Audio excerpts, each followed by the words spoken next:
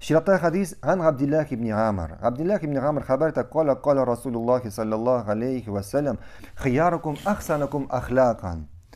Аллаһның илчесе әйтте, сезнең арада иң яхшыларыгыз ул да булса иң күркәм хулыкка ия булганыгыз. Шулай ук чиратта хадис гана Аби Хурайра хәбәр итә, кала самигъту Расулуллаһи саллаллаһу алейхи ва саллям, мин Аллаһның илчесен әйткәнен ишеттем, خياركم إسلاما أحاسنكم أخلاقا إذا فقهوا. Сезнең арада исламы белән, ислам дине белән иң яхшыларыгыз ул да булса иң күркәм хулыкка ия булганыгыз. Әгәр сезгә Аллаһ гыйлем бирсә, дин гыйлеме бирсә, һәм инде диндә аңлау бирсә. Бу ике хадиснең тәфсире, ягъни бу ике хадиснең мәгънәсе охшаш, шуңа күрә икесенә бер юлы тәфсир итәрбез. Беренчесе, яхшы хулыкны диндә өлеше бик зур. Без инде яхшы хулык турында күп хадислар алдык.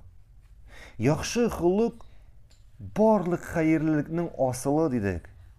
Карагыз, күпме хадис алдык. Шуңа күрә яхшы хулык ул диннең асылы, ул мөэминнең сифаты.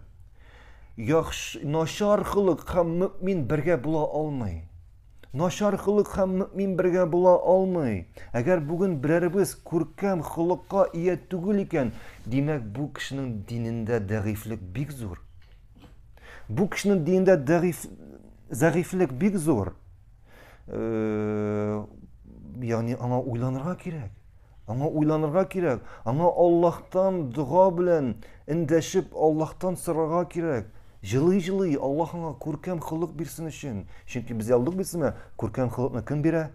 Күркәм хулыкны Аллаһ бирә. Шуңа күрә мин икәнсең бүген үзеңне күркәм хулык белән бизә.